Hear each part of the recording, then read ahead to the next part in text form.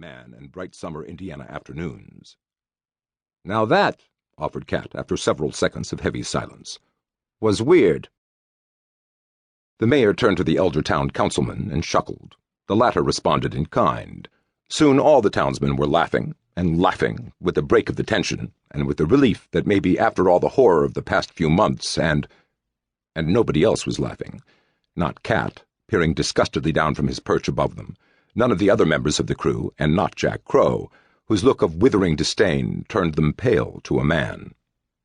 When they had gotten very quiet for a very long 5 seconds, Jack said, "The leader shouldn't have popped first. He usually sends everyone else ahead." "How—" began the mayor before his voice cracked. He cleared his dry throat and tried again. "How do you know it was the leader?" Jack lit a cigarette and stared at the ground.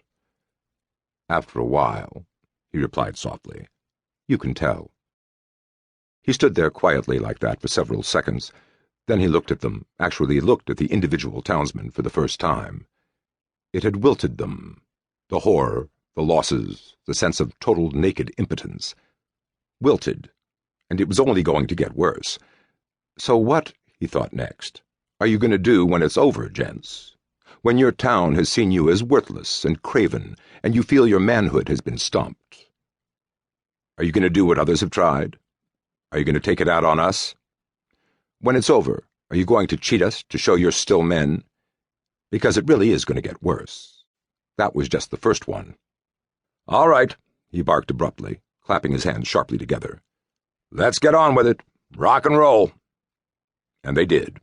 And it did get worse. The second eruption was a howler and a screecher, again vile and terrifyingly fast, and the black, bloody flecks fountained when the bolt struck it and slammed it back down, and still it would not die until long seconds after one of the crew had punctured its skull with his pike. It was horribly gruesome. It was a broad daylight nightmare. It was a woman each townsman had known for over 40 years. After the school teacher came the local postmaster, the prom queen, and her fullback fiancé, some hapless young college girl with the irreversible misfortune to blow a tire on a country lane that actually was dark and long but only appeared empty. The usual. But there was something wrong with the proportions. "9 in all, counting the leader," said Anthony, reading from Cat's clipboard, an hour and a half after the last appearance. "But only 3 goons." He looked up from the page at his boss. "They weren't very busy, were they?" Crow took the clipboard from his hand and glanced at it. "Nope," was his only response. Both men looked up at the sound of the jeep returning up the driveway bearing Cat and the graveyard team. One of the townsmen approached them while they unloaded empty cans of soil coagulant and tossed them into the back of the semi. "Do you think there's another pit somewhere?" asked Anthony after a few seconds. Crow looked at his questioner, whose bull neck and massive shoulders remained taut from the pressure of the day.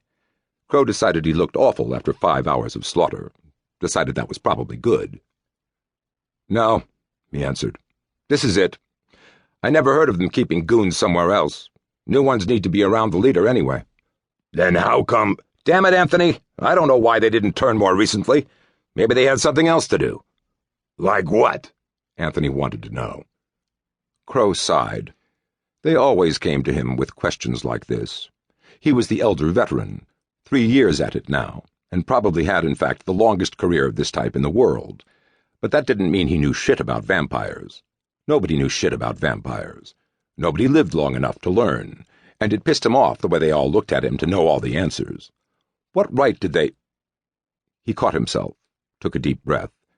He looked again at Anthony, who had been an all-pro outside linebacker with the Seattle Seahawks when Crow had hired him. A man who was deeply loyal, sharply intelligent, and one of the bravest human beings he had ever seen, and who goddamn well deserved an answer from the man who claimed to be his boss and leader. "I'm sorry, buddy. I just don't know." Crow told the pikeman to stand at ease, brought the demo bunch in to punch the last of the charges deep into the rubble, and went over to talk to Cat, who still stood chattering away with the townsmen. On the way, he passed the local priest, Father Hernandez, stepping dully forward to turn his trick over the 9 piles of ashes. Crow swallowed the resentment the old man's sighing gait brought up in him. Priests. "Call it Joplin juice, on account of Carl Joplin, the guy who put it together for us," Cat was saying to the mayor and another man whose name Crow didn't recall. "It just makes it hard to climb up out of."